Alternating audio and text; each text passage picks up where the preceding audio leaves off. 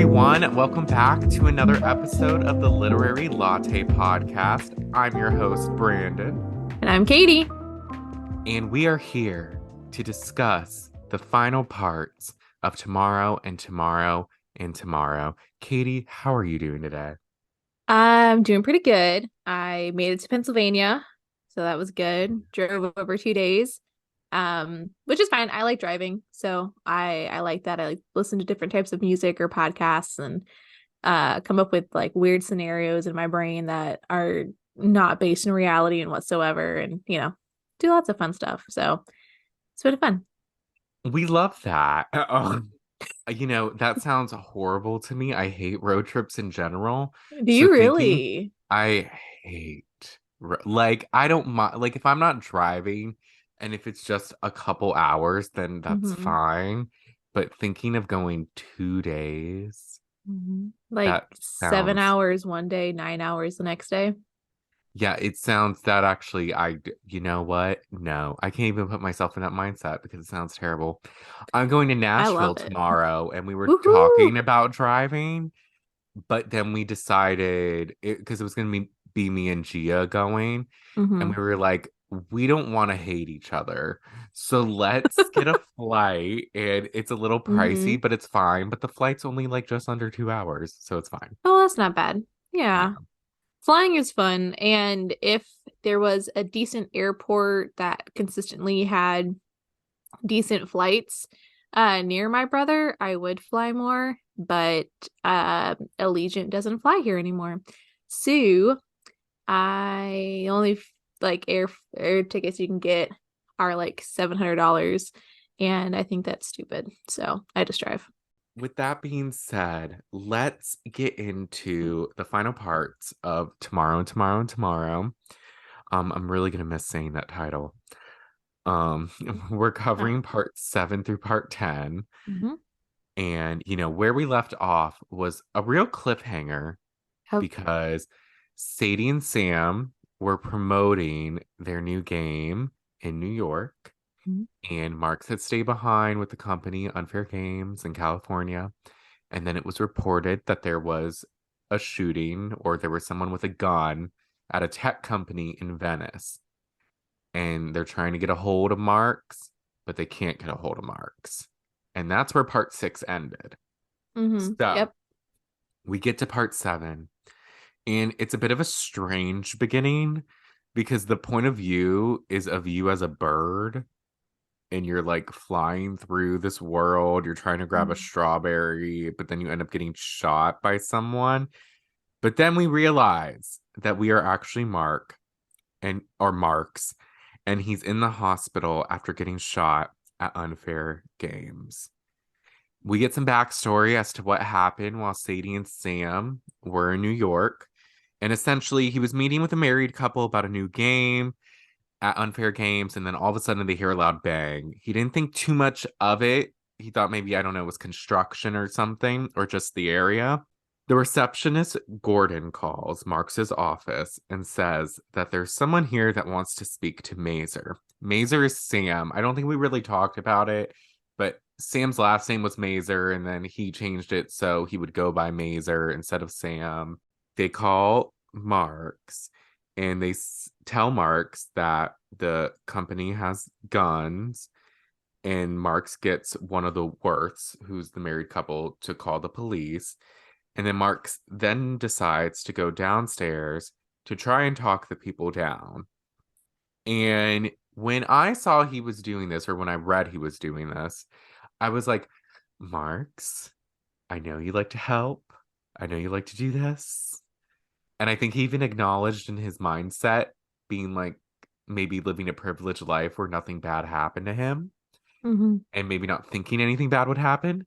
But I was like, Marks, do not go down. What are you doing going downstairs? You guys called the police. That's good. You called the police. Mm-hmm. You can make sure everyone's Yeah. safe. What were you thinking? I was thinking Marx was one acting like Marx always does, and two, when you're the boss and one of your employees is in trouble or is like in a crisis, like of course you're gonna go down there. You're not gonna abandon them. Would it have been smarter for him to just stay and Wait for the police to show up? Probably. But I don't think that was in his character to do so. It wasn't. He's very No. helpful and he always likes to help people. Yeah. So it made sense. But essentially, when he goes downstairs to talk to the two people that have the guns, it's essentially revealed that they're there to meet Mazer because they're upset with the game Mm-hmm. Maple Town and like, Yep. or is it Maple World? But essentially, they're upset with the game because, as we discussed in the last episode, Sam had been creating this world where like it's better than the real world, you know. Mm-hmm. LGBTQ plus marriages are welcomed and accepted, and like there's like gun laws and like just Mm-hmm. like this perfect world where nothing can go wrong. So they don't like that. And then also it's revealed that one of the guys, his wife, I guess she had a character in Mapletown that was a lesbian and married a woman, but then in Mm-hmm. real life, the wife left him to marry that woman. So he was like upset about that. He tries to talk them down, and he's essentially telling them that Sam is in New York promoting a game. They don't really believe him. They think he's hiding Sam from them. And then we cut back to Mark's, and he's been in a medically induced coma after being shot 3 times in the thigh, the chest, and the shoulder. And the one in the chest had raced through his lung and kidney and pancreas, and the bullet is now in his intestine. So it's pretty severe, pretty Yeah. serious. We have another flashback to when Sadie and Marks had confirmed to Sam that they were dating. Sam is very distraught over this, and he's in the hotel bar drunk, and he goes off on Marks for being with Sadie, calls him boring, uninteresting, and that he'll never have what him and Sadie have. Which kind of I remember you had said last episode how it's like he was like staking his claim into Sadie Mm-hmm. essentially against Marks and being like, she's mine, you'll never have what they have. Yeah. And yeah, it is kind of lame that he's doing that because it's also Yeah. like maybe not creatively, but romantically and in other ways. Yeah, but I think for Sam, what was like the most important thing and really kind of the only intimacy I think that he had experienced in his life is the relationship that he has with Sadie, right? And the fact that they're like creating games together. Because I think there is something to the idea of like partners who build something together, right? Whether that Hmm. is like within a marriage, or that's just someone that you're building a business with, like that's a very intimate thing to do. And so it's true that like that Sadie and Sam have this very close relationship and they are partners in this company.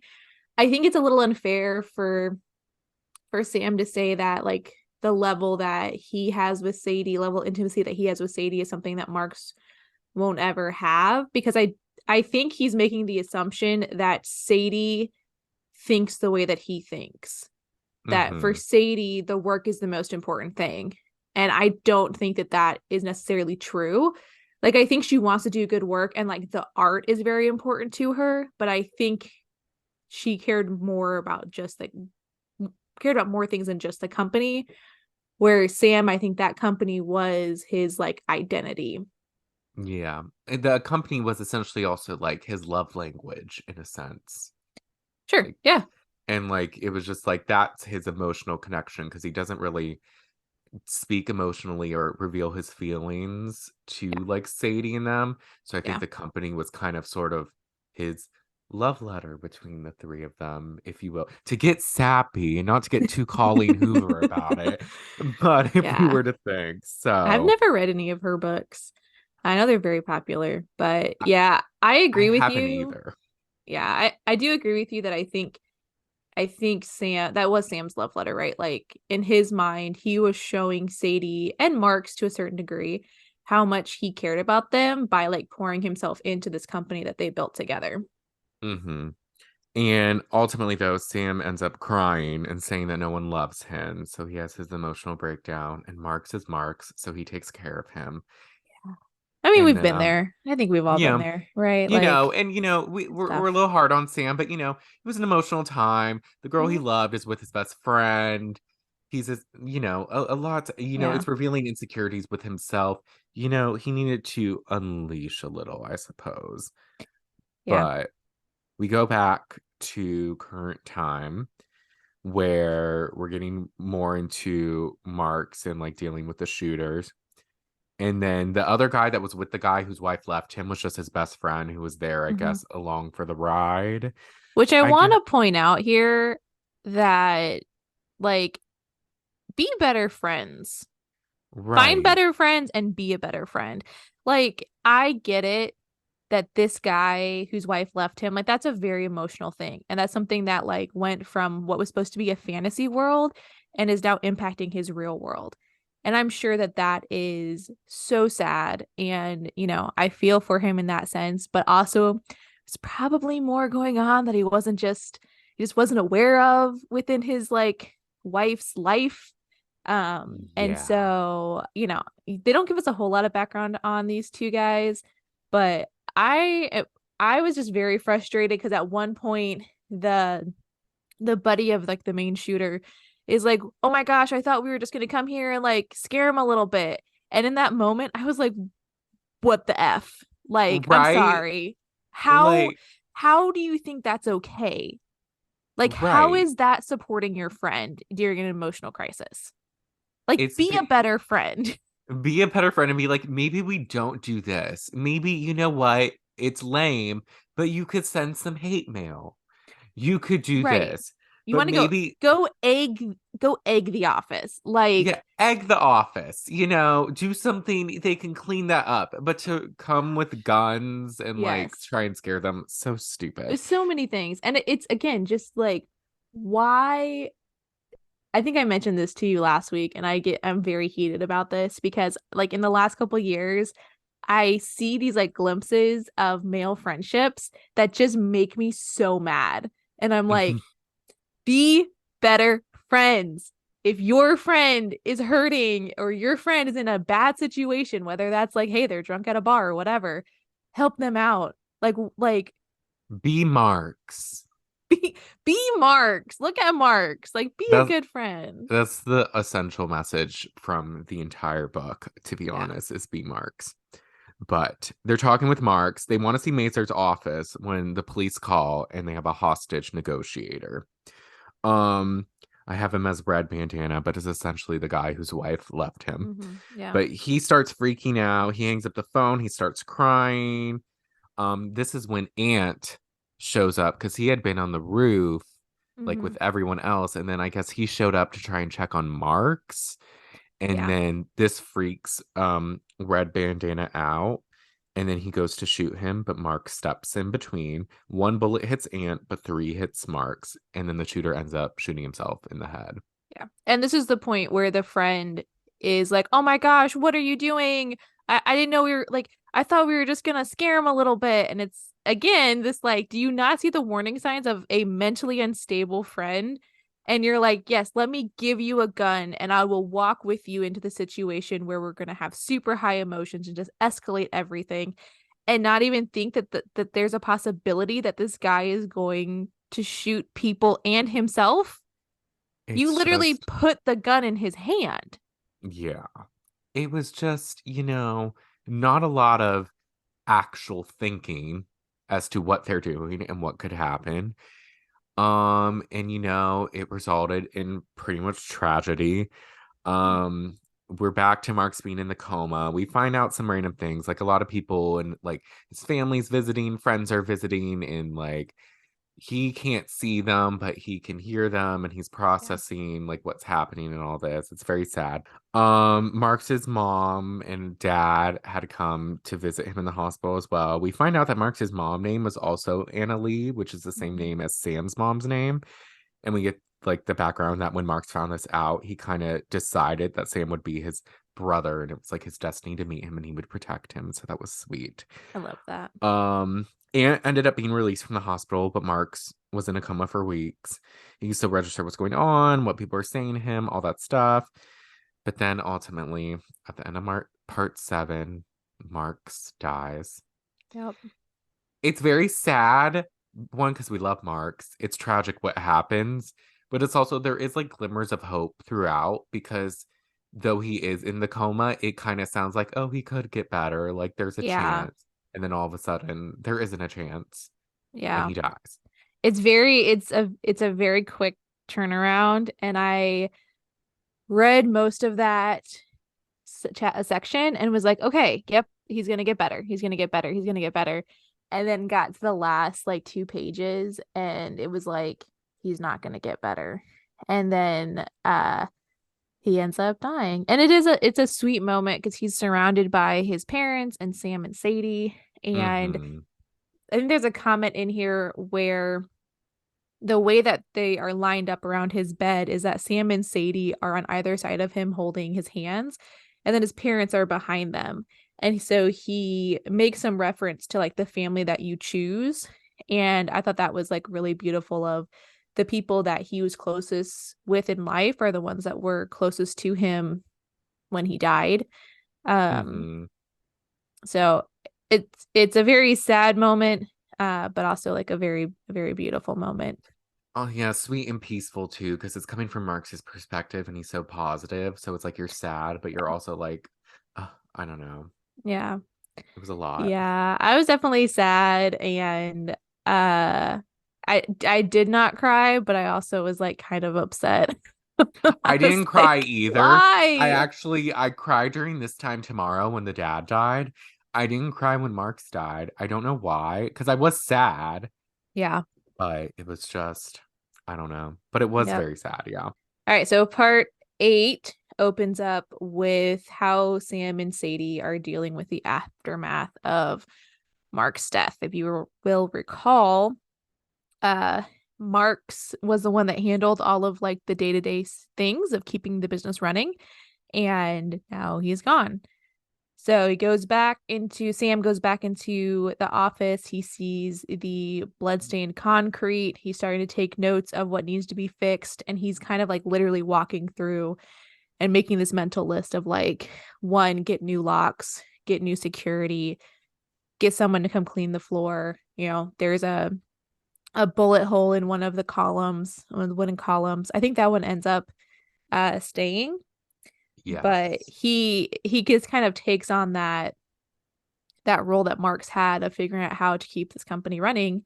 After a few weeks, it's not right away. They kind of take some time to to grieve and that and all of that. But Sadie calls while he's walking around the office, and they kind of argue whether or not they should be going back to work and whether they should leave something to remember Marks, whether they should try and move. But Sam had called their accountant which is, I laughed at this because it was literally the first time he'd ever talked to this person. There we go. And I was like, of course it is. But the accountant reveals that they are very tight on cash at the moment, but it's because they had purchased this building. Ultimately, this is going to be like a good decision for them in the long run, but it means they can't move. They have to stay where they are at. It's also revealed in a flashback here that when Marks was in the hospital, Sadie was yelling at him and kind of pounding on him and kept saying like, they were there for you. They were there for you. Essentially saying like, Sam, you should be the one that died, not Marks. And that's Mm-hmm. heavy, but she's also pregnant. So she just lost the father of her child and her life partner, so it's understandable. And I'm sure that that was very hard for both of them. Sadie does, I don't think anyone was surprised by this, refuses to come back into the office. She Mm-hmm. is not really doing well in the weeks leading up to having her baby. She's still mourning. She does not want to be at that office. She's supposed to be working on the expansion packs for the new game, and she also is not doing that. It's very clear that she's depressed. She tries to go back for opening day, kind of just wanting to. Sam wants her to come and put kind of a good face forward and show a united front, but she can't do it. She gets sick, she throws up, and then she leaves. Unfortunately, the team needs her to kind of step up to help with the expansion packs. And it's this like really tumultuous time of she's grieving, but we still have to continue to do this. We have to be able to work. We have to be putting this out. We have to be making money. So Sam eventually goes to their house to be like, hey, what's going on? And I think he genuinely wants to support her. Like, I don't think he Oh was going yeah. just to be like, what are you doing? Like, I think he genuinely was like, how can I help you? What do you need? Yeah. So, but they end up having a big blow up fight. And Sam finally tells her that she isn't the only one experiencing grief. And I think that's valid on Sam's part because Sam also lost a friend and a partner. But it's this kind of I don't know, I can see it from both perspectives. But Sadie tells him to never come back. However, this does get her to pick up the expansion pack, and it is released 1 week before she gives birth. Yes. My thing with Sadie, because I Mm-hmm. do feel for Sadie because she's having the kid and Mark's is dead. So I understand her not wanting to go back to work, her feeling bad and all that. But it's hard. It's not hard with Sadie because I get it, but I do think Sam has a point in saying you're not the only one experiencing this. And though that may be harsh, it was also harsh of her to tell him that it should be you, Dad, and not Mark's. And it also is as look, I like Sadie. I feel for her in a lot of things, and both her and Sam frustrate me. But Sadie does have a tendency to be feel as though she's the only one going through something, or Mm-hmm. like she's the first one to having to go through something. Mm-hmm. And as much as she tries to vilify Sam, she doesn't really check on him or anyone else either. She's very into her own things and her own Mm-hmm. emotions, which I think in this case is pretty valid because she has to take care of a kid. And Mm-hmm. like I know I think it's revealed that Alice ends up helping her too, which is good that she Mm-hmm. has the Yeah, her sister there to sister. help her Yeah. out so she's not completely alone. But it's rough. It's a hard time for everyone. And I wish in this moment they would both just be able to put the guards down and be there for each other. But Mm-hmm. they can't because they are Sam and they are Sadie. But I also think that is like I haven't lost someone that is that close to me, right? Like Hmm. I've lost grandparents. I have a couple of cousins that passed away who are like around my age, passed away probably close to 10 years now. Um and so like they were really young when they died, but I think this is just one of those things where people react to grief in very different ways. Hmm. And you have to kind of decide whether you are going to allow it to wreck you or if you are going to figure out how to work through it and, come out better. Because I don't think that the grief ever fully goes away. It's just that Sadie Sadie just didn't at some point just stopped caring about what happened with the company. Like Yeah. Sam needed that. Like Sam needed the company to focus on, whereas Sadie was focused on herself and the baby. And so I'm not saying that's right because They had they different priorities. different priorities. And like she should have been in engaged with the company. Like she had people who were relying on her. Hmm. And I think it was just something where she was to the point where she just didn't care. And I don't think she had any capacity to be able to reach out to Sam. Yeah, this is For sure. it's a really It heavy like is. couple of sections to What go a way through. to end the book, I Jesus. know it gets better, but as we're like talking through this, I'm like, dang, these are some like really heavy themes Right. to talk through. So, Sadie and Marx's baby is born in July. Her name is Naomi. I And they wrote don't Sam and Marks. Yeah, I know. I just saw that. I was Um, reading it. I was like, Sadie. And I'm like, oh, Sam. My bad note yeah, taking. Anyways. all good, all good. So, when the baby is born, I don't think there's a like any special meaning behind the name. They don't mention anything, so I think I it's just a don't, name they like. yeah. Which I like the Also, name Naomi. I thought it was kind of boring, like for It's, them and with like how creative they are, and I thought there would be like some kind of like nod to a game or something. yeah, I do agree with that. Because it was, Naomi, I think, is fairly common, I would say. I think. I don't, Yeah, I I would knew say it Naomi is. back in the day. Mhm. I guess it's not too common, but yeah, I could see that. Yeah. Sam is scared to visit because of the riff, and so he doesn't. He ends up not ever really meeting the child, but he does make sure that Sadie is okay kind of from a distance. So he talks to other people about how Sadie is doing. He drives by the house and kind of just keeps an eye on things from a distance because he wants to be able to respect her wishes. What's happening with the company at this point is that Counterpart High senior year is finished, and they throw a party at Unfair Games to celebrate. Aunt and Sam discover the game that the couple was meeting with Marks about the day he was shot. So they had left a portfolio with Marks that Marks was going to talk through with Sadie and Sam when they got back. And just in the midst of all of the craziness, no one ever found it, but eventually they did. And he sees it. And he's like, oh, this is actually really cool.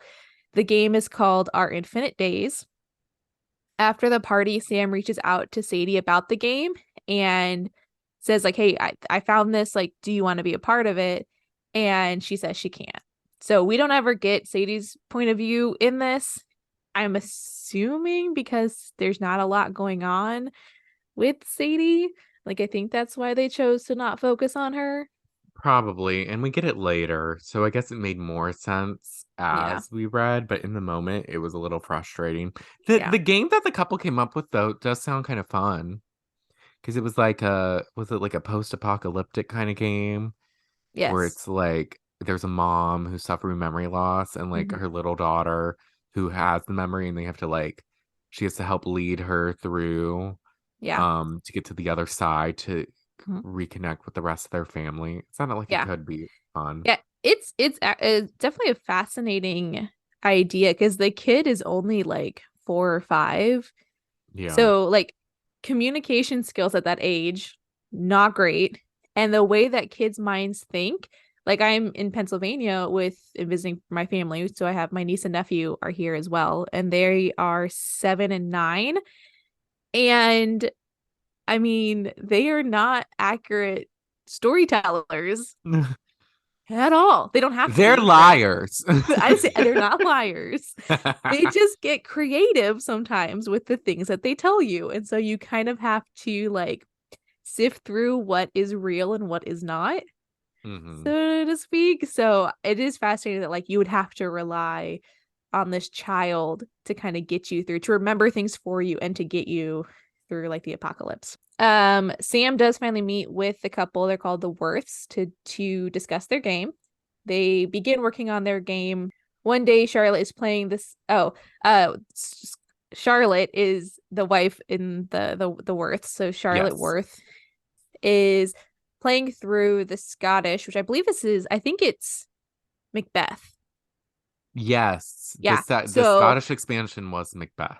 yeah. So for Master of Revels, the new expansion pack is Macbeth, and so she's playing through it, and she asked Sam about it, and she's like, "Hey, did you ever play this game? You know, the game that Sadie made."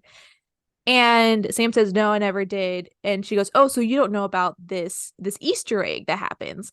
And so she shows it to Sam, and it's Mark's reciting a Shakespeare speech. And this is where we get the name of the book. So the first part of it says tomorrow and tomorrow and tomorrow, and that is this where it had come. And so Marx had initially wanted to name the company Tomorrow Games because of this, but they decided not to do that, and they ended up going with Unfair, obviously. But it was this really sweet moment where Sam sees that like this is kind of how Sadie is grieving, and kind of put that in there to honor Marx's memory, because Marx used to quote that whole speech to them, because remember Marx Hmm. was a theater boy. He Yes, he like was. was an actor at one point. And so yeah, Sam loves this and is inspired to make a multiplayer version of the Oregon Trail. And this is a game that he and Sadie had played in the hospital. It was kind of the initial thing that they bonded over, which I've never played Oregon Trail, so I have I don't not know anything either. about it. Okay. I thought this was something that you did in school. So I didn't We know anything learned about it. about the Oregon Trail, but I never played a game. Oh, okay. I didn't either. I just know people would like die for stupid things. Like, I don't remember. I don't honestly, I'm not even gonna talk about it because I don't know. I don't know anything about it. But it's a game that they bonded over, and so he decides to do it. And that's kind of what leads us into part 9, which I just want to point out that Brandon's summary of part 9 is 1 point. It is. Here's the thing. Part Brandon 9, hates this part. this part was horrible. It was the worst part of the book. I just thought I got what they were trying to do. I didn't like it. It's basically the whole part is you're the point of view of like Sadie's character playing this Hmm. game. Hmm. And it's like you're like living in this world and you're basically just like this game person, like just trying to find a place to live. She had the person pregnant, like just trying to make money. Like it was actually like I don't even remember details all that much because it was like this is horrible. But what we do figure out that kind of leads to something is one of the characters because it's kind of like it's like the Oregon Trail, but it's like Mapletown, like different users from Hmm. all around the world can play. So you're Yeah. playing with real people. And there was one character who was like an optometrist Hmm. who like wanted to like be Sadie's like wife or something and like Yeah, it would get be partners. together and Yeah. be partners. And Sadie's like, okay. And then through the chat, it's revealed that this person is Sam. Hmm. And he figured out that who Sadie was and like the character she was playing. And he just wanted to check in on her and be close to her. And like this is the only way he knew how. I thought This got it was Sadie sweet. very mad because she felt like Sam lied to her and she was like betrayed and all this different stuff. And she was just frustrated with him. So she ends up leaving the game and pretty much quitting it because she's so mad. But it is acknowledged that a part of her did kind of think it was Sam at first, Hmm. but she made herself like not believe it. And yeah, that's pretty much it for this part. I don't know if Katie had anything else she wanted to talk about this part, but I thought legit this how I started off the summary was honestly horrible part. It's about Sadie playing this new game that takes place in friendship. Okay, so I think for part 9, I think you missed like in because it was set within this video game that was honestly like kind of boring. I think you kind of missed the point of this chapter.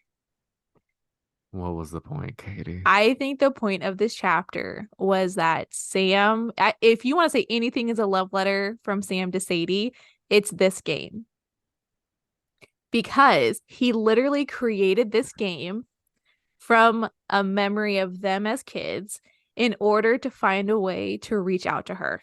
Was it misguided? Yes, because he shouldn't have been sneaky about it and all of that. But also, like, you're so upset about them not reaching out to one another. But then when Sam actually does, in his own way, because remember, this is Sam, he is not a mature individual. He has a lot of issues. The only way he knows how to communicate is through video games. And so he is trying to reach out to Sadie to help her in the way that he knows how to. And it's this game. It backfires and blows up in his face because not only is he the optometrist, he's also her like neighbor, her like wise neighbor that she goes to for advice. So he's multiple characters within this game. Mm-hmm. And she wasn't talking to anyone, right? Like she wasn't opening up and no one she would have like some contact with I think Aunt. They would talk sometimes, but like Sam didn't know what was going on with her.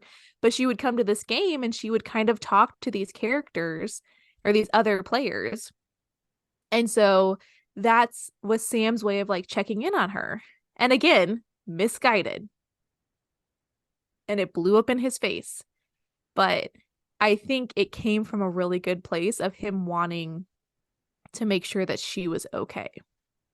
See, Katie, this is where you're wrong. I got all of that. I still hated it.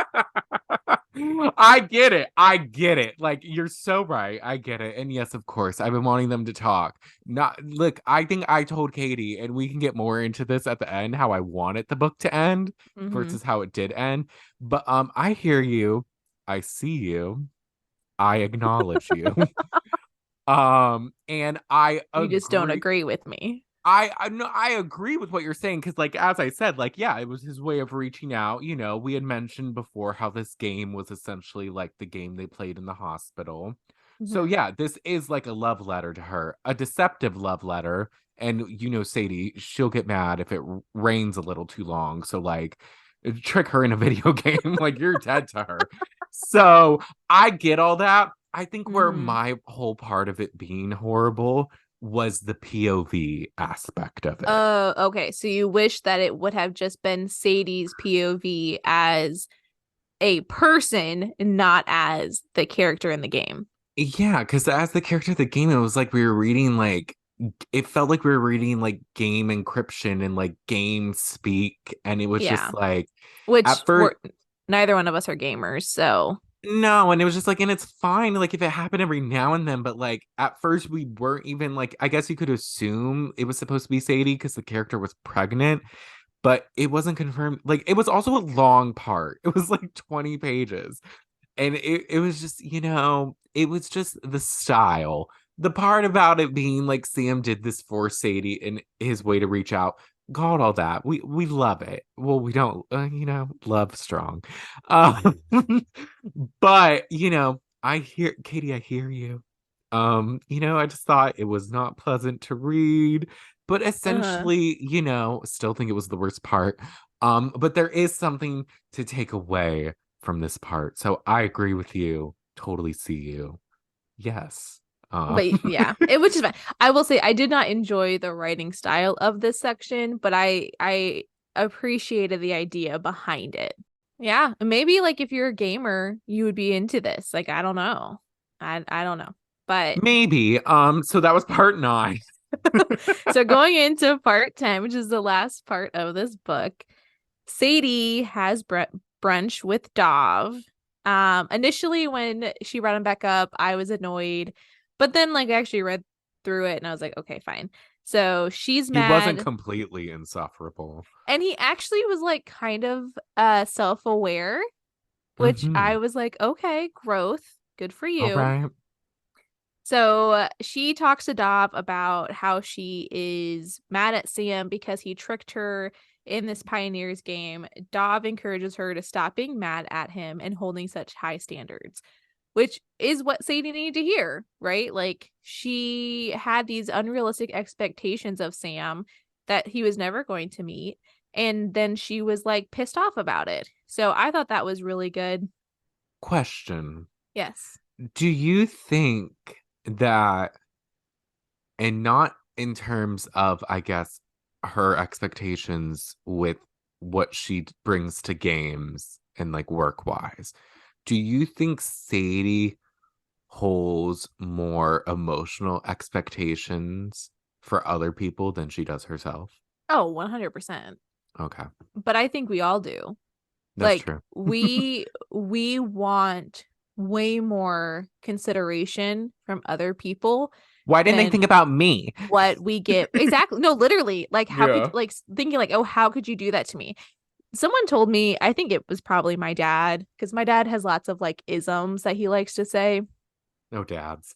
Oh, dads. And I don't know if he read this somewhere. This could be in a book somewhere. I don't know.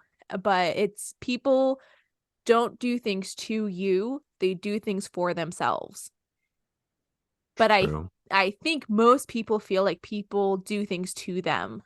And so I think it's the same thing for Sadie. She felt like Sam was doing all of these things to her and she was upset about it. Whereas really, Sam is doing these things for himself to Mm-hmm. help himself feel more connected to Sadie, or um to meet that expectation that he has within himself to take care of Sadie. Like I don't know that.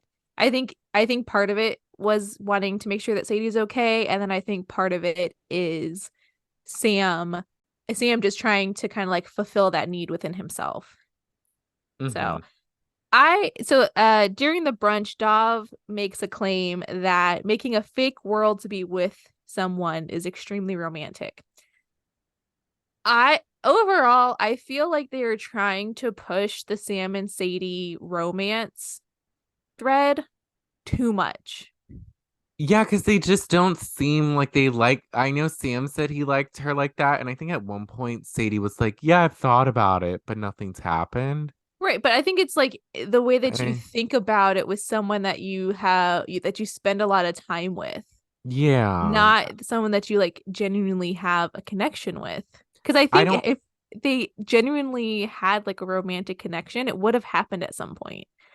I agree. I don't see a romantic vibe No. between the two. Like maybe a work romance, like work husband, work Oh wife, yeah. Yeah, yeah, but yeah. but not like Not like a real actual. one. Yeah, Right. Yeah. I agree. Yep. So what does end up being a turning point for Sadie is that Dov asks her to teach his advanced game seminar for a semester. So she heads back to Boston. She accepts and heads back to Boston to be able to Question do this. is, Yes. I think I don't know if I put it in the notes, but a memories resurfacing. Isn't he getting divorced? Yeah, for like the second or third time, Yeah, and he's like something going like back that. to Israel Yeah. to like visit his son and all that. Okay, yeah, Yeah, because I and was just she makes some quip about him liking teenagers, and he's like, "No, not teenagers, but young 20s, can't get enough of them." ugh. But it never works out for him. So, All right, Dub Dob. Okay. I mean, he's again still a creep. It's like it's the line from I'm gonna quote Taylor Swift.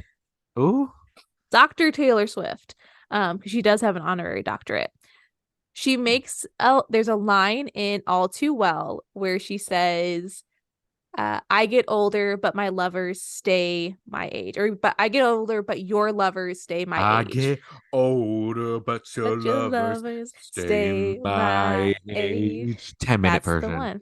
All too well. So I feel like in my brain, that's a Dove right there. Except Okay, for the fact yeah. that they stay like early 20s, like college Yeah. student type. Mm-hmm. But yeah, I guess what we're saying is Dov is Jake Gyllenhaal.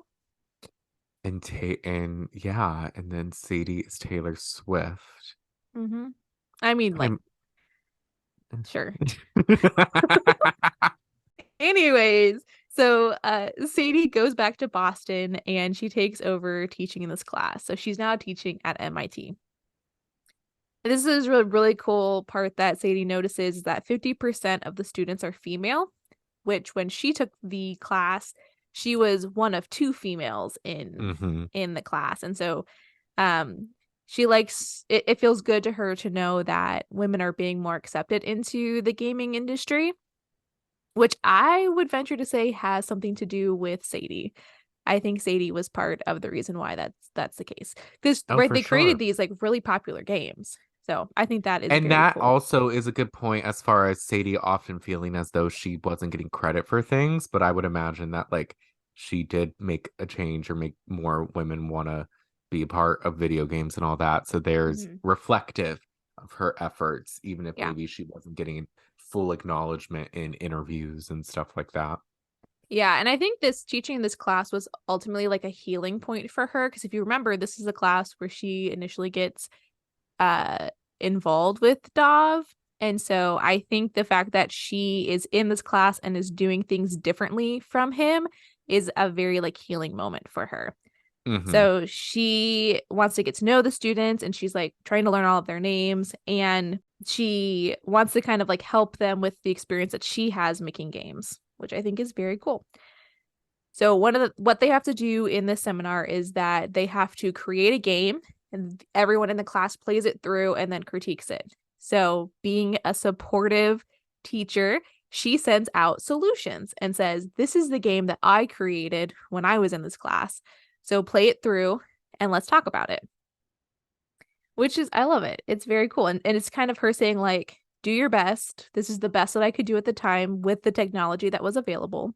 But it doesn't have to be perfect. She's like, do your best, but don't worry about it being perfect. So we like this. Very One of this, self-reflective. yes, very self-reflective, very healing. I love that Mm-hmm. for Sadie. one of the girls in the class, Destiny, we'll call her fangirl Destiny, stays after class and is asking Sadie how she went from making solutions to Ichigo. Sadie says she has to think about it.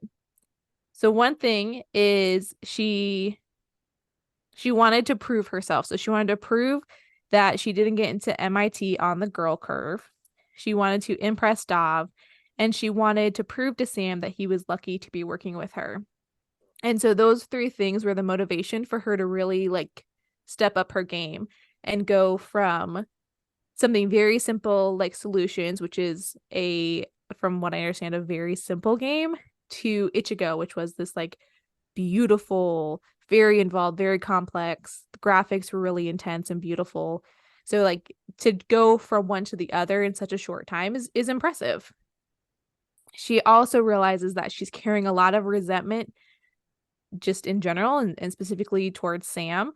And she's kind of always felt that she had to prove herself that, and I think I kind of hinted at this back in the last episode when we were talking about how like misogynistic the gaming industry is.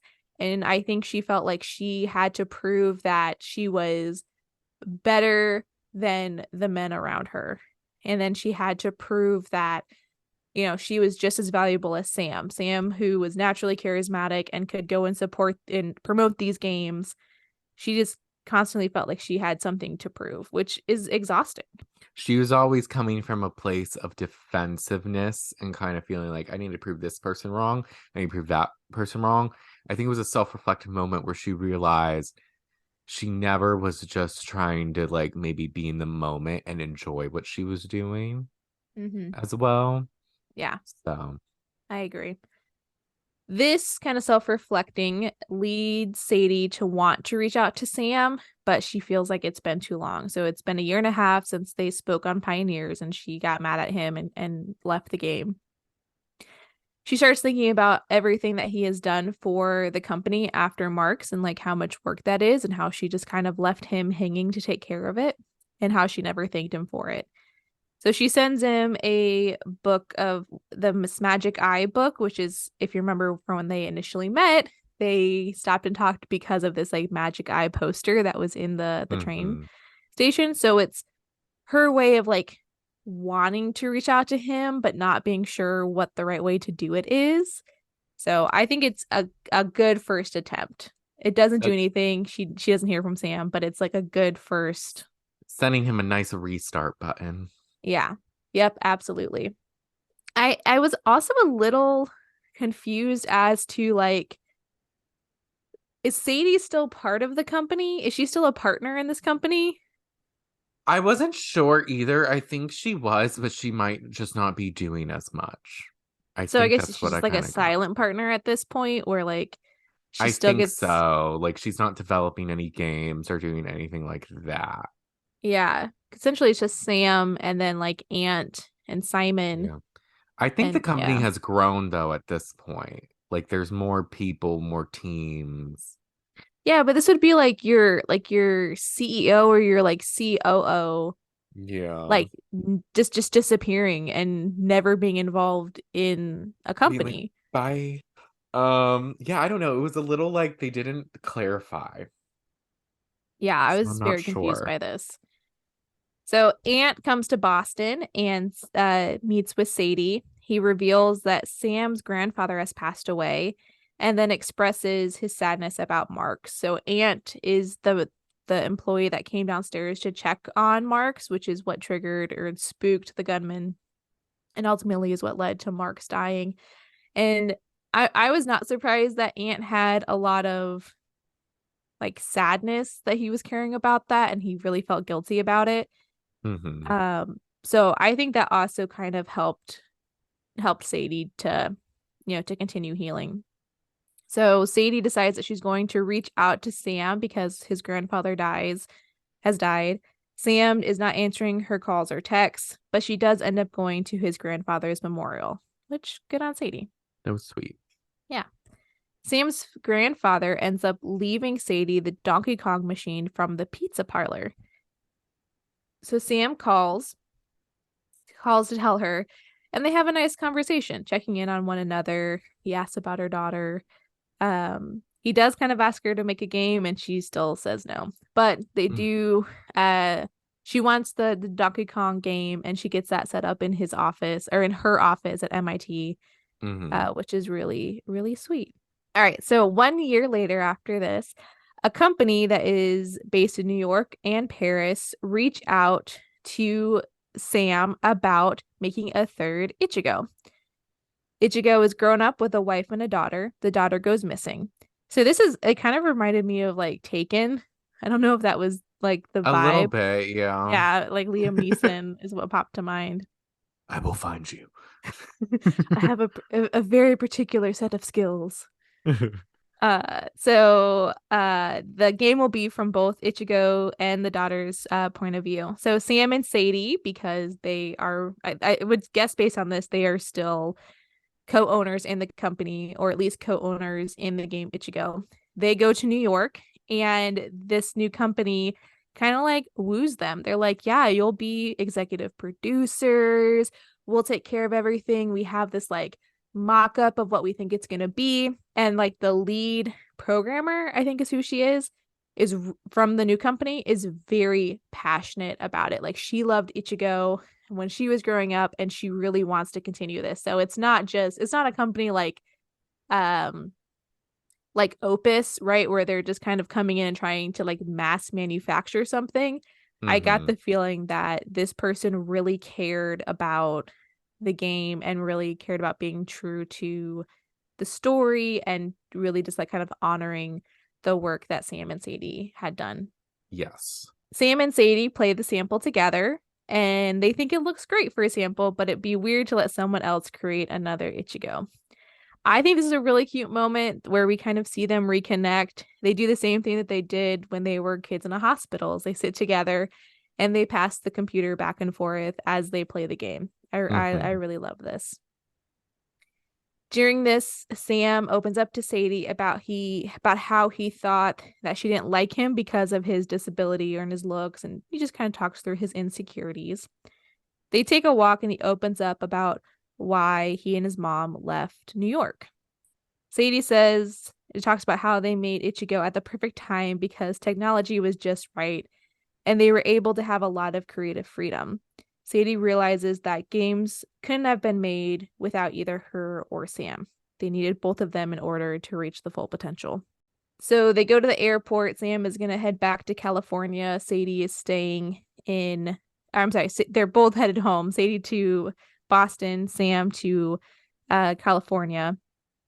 And Sam finally tells Sadie that he loves her. This is the first time that Sam has actually been able to express that and actually say the words.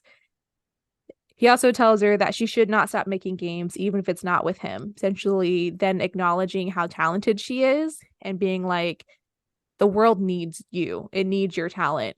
And even if it's not with me, even if we're not making games together, I still think you need to make games, which I think is what she wanted.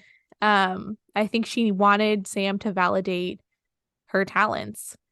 So before they board, she actually kind of reenacts their first meeting in the train station and gives him a disc, and she's like, "Hey Sam, do you still game? Here, try out this game." And it's a game that she wants to make. And I thought it was really beautiful. And so I feel like the book ended fairly well because you kind of have this full circle moment, and similar to like a video game, they restarted at the end just like you would with a normal video game. And I think Sadie and Sam both needed time away from each other to work on their own issues before they could try and reconcile. But you do not feel the same. When you had explained it, because we texted after we finished the book, and I was underwhelmed by the ending, and I still sort of am. But when Katy offered the explanation about like they're able to kind of like restart like a video game and like all that stuff and kind of that symbolism with it, I saw that. I appreciated that. I heard that. It still left me just, I don't know, like frustrated because I feel like yes, they're in a better place. Yes, they had their time to like heal separately, and that's good. And I think that's what they needed. But I also feel like they're never gonna have different results with their relationship if they don't fully open up, which they start to in New York when he explains his insecurities and Mm-hmm. and she starts to come to this realization that like they were both needed in the game. Like who would have thought now all these years later she finally realizes that Sam was important to their process. But um regardless, I just it left me feeling like, oh, like the ending, just kind of like, okay, they're ending where they started, like a game restart. Get that, love that, don't love that, but get that. Um, it's just like I told Katy, I'm like, I want this book to end with them having just this long therapy session where they just air out their grievances and they just say what truly was making them mad. Because I don't think there's a sequel to this book. Maybe there will be at one point. I don't know if we'll read it. But God forbid something happens with them. Sadie's probably still holding on to resentment of the fact that he wanted her to ask Dub Dov for the engine. And like she felt as though he knew that like Dub Dov had traumatized her, like all this stuff, which I don't know. And it's just like I wanted more of a resolution as opposed to just they were separated and then they decided to like restart. It wasn't bad. And given that symbolism, I get it, but it just left me feeling like, eh. I think that Sam and Sadie were not and probably are not yet self-aware enough to actually Mhm. make a therapy session productive. That's true. I think they needed the time away because you have to remember, like at this point, I'm pretty sure they're in their like late 20s, right? So Yeah. No, are they like, personally, I think they're in their 30s. okay. Yeah, I'm honestly a little fuzzy on the timeline, so it's very possible.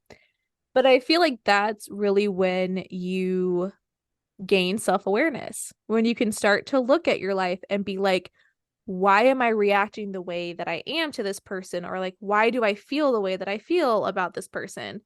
And what are they triggering in me? Like, what insecurity are they triggering? And are they just being a douchebag? Or is this something that I need to work on? And I Or don't both. think, or both, it could very well be both. Lord knows, sometimes it's both, but Mhm. sometimes it's one or the other.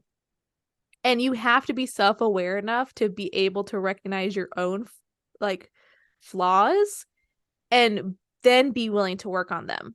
And I think that Sam and Sadie are just now getting to the point where they are self-aware enough to where they actually could have that like therapy session and really like work it out. Mhm. But there just wasn't enough time in this book to do it. I don't think that they would if Sadie had stayed in LA and had gone back to work. I think that they were too close to each other and kind of in some ways toxic to each other to where they would not have been able to work out their issues. They needed that separation and they needed the time in order to be ready to do that.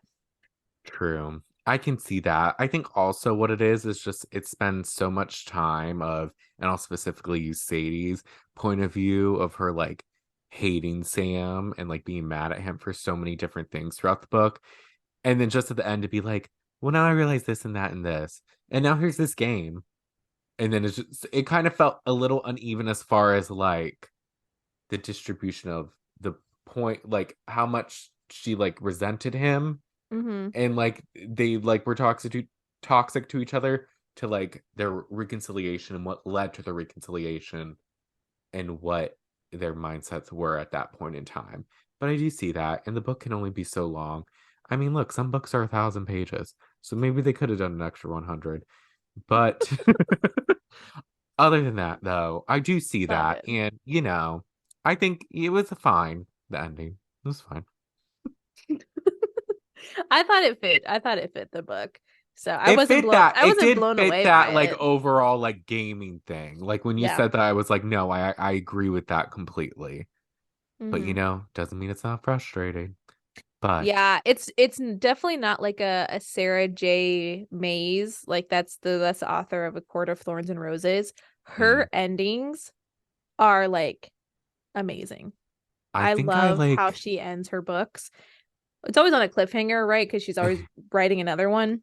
But I appreciate the style that she writes her hmm endings in. And so it's not that. It's definitely not that. But it fits the book. It fits the yeah, storyline. I think it's hopeful. That's a hopeful ending because, there's enough of a possibility there that maybe Sadie and Sam will make more games together. And maybe they will kind of work through their resentments and their issues with one another. Katie, out of 1 to 5 lattes, what would you give this book? I would give it a solid 3.75. Really? Yeah, I like this book. This book was engaging. Um, I would recommend this book to a friend. So yeah, I would say 3.75. That I thought you were gonna go higher. No, because there's parts of it that I didn't care for, and um, like there's definitely things that I would have changed. There were moments that I was bored, but I think like a solid 3.75. Interesting. Okay. Yeah. What did you M have? Mine wasn't too far off. Now I had to, because if you would have asked me right after I finished, I want it to go lower because of how it left me feeling at the end. But upon further thinking, and just I did like this book, and I was engaged, and when I really got into it, I was into it. It was a real page turner. I settled with a 3.5 Yeah. because although I understand the symbolism of the ending, it still frustrated me. And if you have a book that's good and it builds up to something, and then I feel as though it ends kind of like womp womp, like then I'm kind of like, because this potentially could have been a 4 for me, this book, but it just had some frustrating moments, some moments where I felt like there should have been more resolution, some moments where I just feel like the characters were pissing me off. And, it just had a lot of that. But overall, it did make me feel. I liked the book. Katie, who are you getting a coffee with? Okay, so I've been kind of debating this because I think Mark's is the obvious choice, but I also feel like we would not have a very long conversation. So I feel like, I don't know, I want to say like Aunt. I feel like Aunt would be kind of cool to have a conversation with, kind of sit down. I've thought about Sadie, but I think I Ugh. would get annoyed with Sadie. Sam, same thing with Sam though. I think I'd get really annoyed with Sam after like 5 minutes. So I'm gonna say Ant. I think I would rather sit down and talk to Ant about his experience and like how he worked through his recovery after being shot, and then kind of like I would be interested to know like where he and Simon are, if they're like still together or if they're just like making games together, and get his perspective on what was happening with Sam and Sadie, because I believe that he had some contact with Sadie Mm-hmm. after the shooting. So I think that he would just be a really fun person to sit down and talk to and like pick his brain. True that. I can see Yeah. that. All Yeah. What about right. you? Who are you hanging out with? So I'm hanging out with, I thought about it and I settled on Zoe, Marx's ex. I really liked her. We had discussed last episode how like we felt like she was interesting and we could potentially read like a spin-off with her and everything. Hmm. So I think she'd just be cool to talk to. But also, she's into music, she's into all that, and she's doing like all these songs for different things. I feel like I could take this as a business opportunity because I love to write and do all that. And I feel like I could write an amazing song for a movie. I could pitch a song to her. I can't sing though. So she would sing it beautifully. It would be the head song of like a James Bond movie or something. And then we'd make millions. And then I could establish my career as a songwriter. All right, I like it. Yep. Yeah, you're actually pretty good at writing lyrics. You've sent me some lyrics that you've done. You're pretty good at it. Thank you. I also have a parody of Seven Rings on my YouTube channel called Seven Coffees. So That's that was fun. right. I Written forgot and about that filmed by video. me. I totally forgot about that video. That was a It's a fun good one. time. Definitely check it out. Yeah, I think Sadie, I think Zoe, good Lord, I think Zoe is very cool character. I would be interested to know kind of how her life was after she left Mark's to go to Italy. And also just to kind of get her like perspective on life, right? Like she just sounds like someone who is very secure in herself in like all areas. And I think that's awesome. And I would love to know why. So if you ever sit down and talk to her, let me know. I definitely will, Katie. I'll bring you up and everything. Like it would be a good Thank time, you. I promise. Good stuff. Um, with that being said, that's the end We're done. of our tomorrow and tomorrow and tomorrow saga. We're finished the book. We're done. It's over. We're never talking about it again. Just kidding. I'm sure we I will feel like reference it. it's gonna come up at some point. So Brandon, But what's next on the docket? What is our next so book? we were going back and forth, and then we have come to a decision on what our next book will be. So we're taking a bit of a turn with this next book we're reading. It's a bit more of like a mystery thriller, I would say. It is called The Silent Patient by Alex Michaelides. I think that's how you pronounce the last name. If not, I apologize. So, yeah, it should be Mhm. a fun time. I'm excited to read it. It was a book my cousin had recommended, and I've been kind of wanting to read a more mystery thriller type book. We haven't really read that yet, I would Mhm. say. Yeah, it's gonna We be different for us. Yeah, The Lion's Den was kind of mystery, but I would say it was kind of cheeky too. So it was kind of like it Yeah. wasn't as serious. Right. But Yeah, this one's gonna be more serious. I'm excited. It's gonna be like I said, different genre for me. I feel like I say this with every book. I need to this stop is saying it. different. This is different. I don't typically read stuff like this. Listen, this podcast, this book club is about expanding out from what we would normally do just on our own, because we each have different tastes and things that we like. So I am excited to read this book and kind of just talk about it. It's gonna be great. Yes, I agree. I am very excited. But with that being said, that's it for today's episode. Thank you all so much for listening.